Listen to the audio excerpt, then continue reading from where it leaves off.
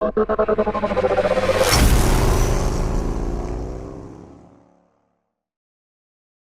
everybody, Brock from Brock's Performance. I wanted to talk about our new Super Stock box, the version 2. So we originally did the version 1. Greg Smith, excellent, really great, smart guy, helped us solve the problems. If you've seen our videos, Jeremy won, the last XDA race. And we did all of that through the bike's diagnostic port. And while it did work, there was a lot of connections that had to be made. There was a lot of chances for improper installation if the installer didn't get all the connectors clicked and everything. So I talked to Greg about it, and we came up with this really cool, very simple, super easy to install Super Stock Box 2. Functionality speaking, it's identical. It does absolutely everything the same, except for one little part, which is no big deal, and I'll show you what that is here shortly. But basically what I did, obviously we had the Super Stock Box version 1 on Black Betty here. I went ahead and pulled that off and put the bike back to sort of as close to stock as I felt like doing for an installation video. So I just wanted to let you know and show you exactly how easy this is. Now, before we get started, danger. Unlike most motorcycles, this Generation 3 Hayabusa throws even more technical curves at us than any other generation has. We're seeing crazy stuff in performance, inconsistent acceleration, inconsistent performance at the track. I talked about that in the original video, which of course we'll link to below as far as our performance goes. But so the best way for us to get rid of all that was to really get rid of it. And when I say get rid of it, a lot of ECU flashes will actually turn items off, turn items on. Sometimes they only turn off the light that's a nuisance on the dash, but they leave the problem that caused the light functioning. You just can't see it because there's no trouble light on the dash. And most guys don't know to run the bike in dealer mode to see if there are trouble codes going on. So we'll show you exactly what we're doing there. But what I want to mention this. So this is for race use. There's 2 ways to do this. You can electronically delete the ABS and IMU, or you can physically delete the ABS and IMU. I'm going to show you how to electronically delete it with the new version 2 of the box. And it's very simple. It basically involves installing this unit into the wiring harness and disconnecting 2 connectors, and then electronically, the stuff won't mess with you anymore. Then I'll go into what you have to do if you really want to remove it for race use and leave it off the bike. But let's just get going on the install first. All right. This is not a race bike if you talk to anyone at Suzuki, which means the GSXR is a race bike, right? Everybody knows that. This is racing. This is a street bike. This is a hyper bike. This is whatever you want to call it. But being easy to maintain, easy to pull the bodywork, easy to work on is not one of its strong suits. So I'm going to show you I'm at the drag strip and I want to try this thing at Brock's right now. And I don't have all the time in the world to do it the right way. So when it comes to that, I've just removed the items that need to be removed for this installation. You have to remove both the dash panels over here. You have to remove the gas tank cover because we're going to need to prop up the tank. You have to remove the seat, tail section, and so forth. Now, if we were going to do it the right way, without risking any kind of potential damage to the bike, you would want to pull the left and right hand side fairings off. Just get them completely out of the way. A lot of guys would want to pull off the tank. Man, that's all you. But for what I'm doing right now, I just want to show you how to do it quickly at the racetrack or in your garage so you can get on your way.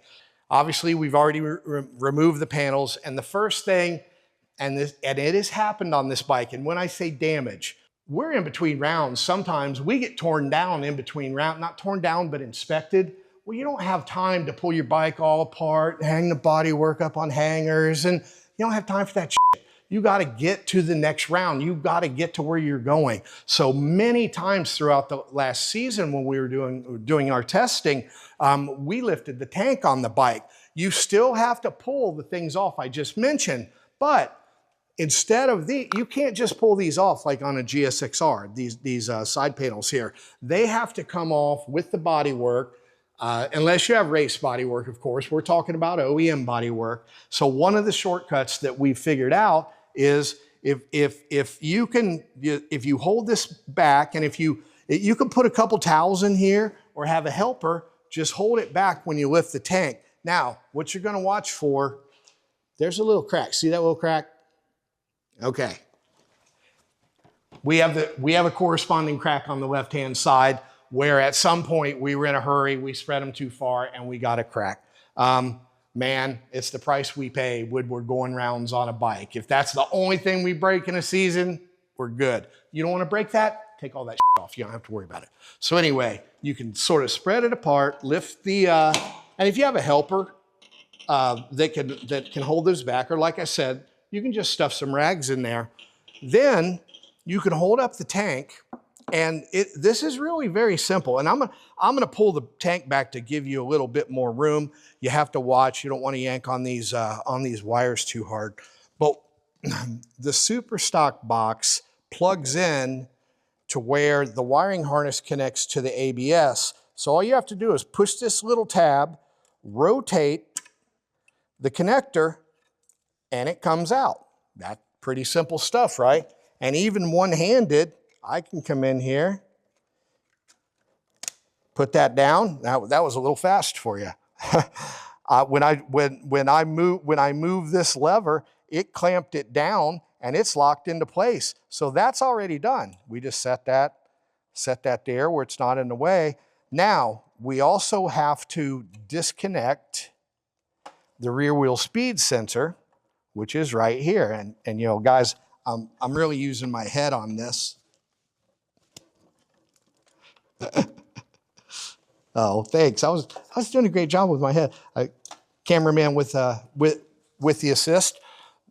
Unplug the rear wheel speed sensor so we don't confuse the signals coming in, because we're getting signals from the super stock box, so we don't want rear wheel and front wheel. We pull off the rear wheel sensors and just disconnect them electronically, or I guess this would be more electrically, and then set this back down, hopefully without breaking anything.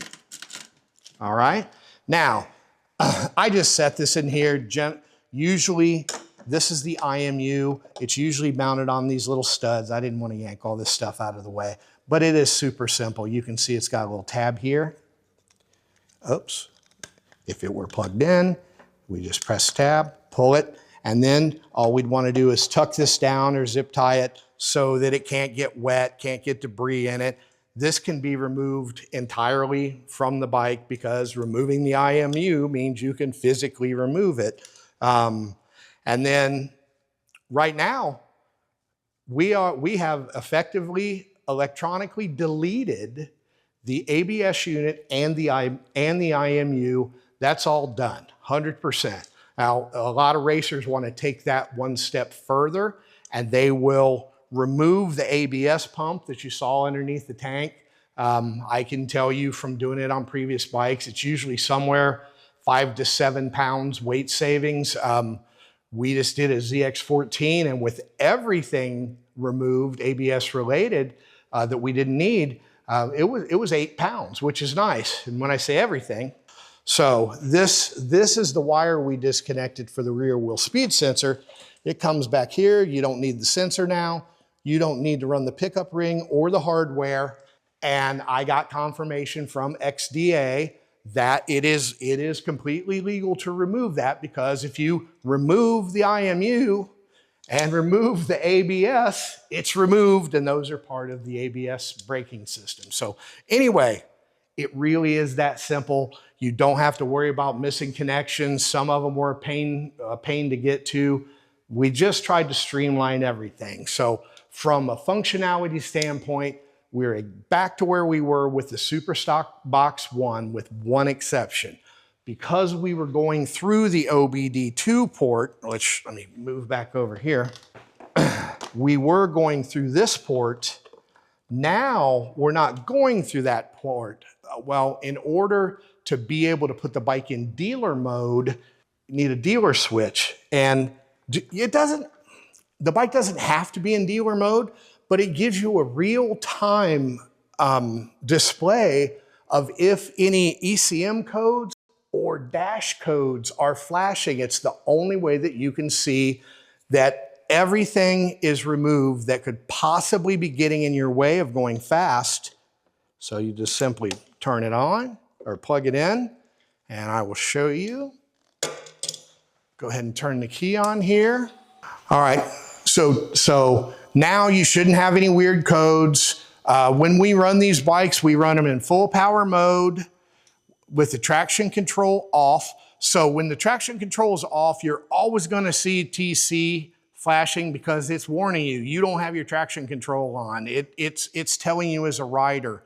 The thing that's nice, if you wanna pan over here, I'll flick my little switch, bink, and 0, 0, 0, 0, 5 zeros.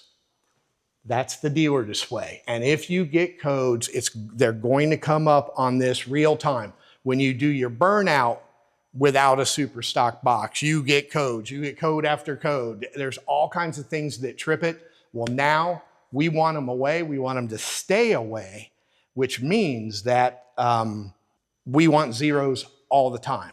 Now, okay, maybe you don't want to buy the little switch. I'm going to show you a trick. And this is super high tech, but I'm going to show it to you anyway. Wait one moment. Okay, we'll turn power off and we'll look at our switch. And I don't know if you can see it. Hopefully I can. We are jumping across this wire and this wire. So if I pull this out of the way, this wire and this wire would be this pin and this pin. Okay, and this is a little deceptive. These pins are really, really small, so you gotta have a paper clip or a piece of wire that is small enough to go in the pins. So you straddle that one, and then you put it in there. Make sure it's pressed in enough to make good contact. And then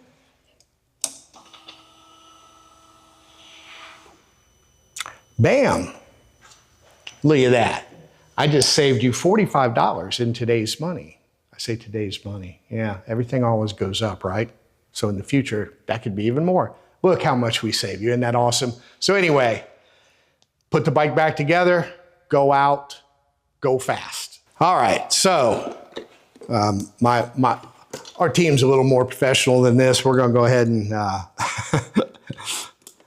put the nice switch back in, and look at that. Now we have all kinds of room in the back of the trunk that we were taking up with all of those wires and things from before. So anyway, it's just an updated version.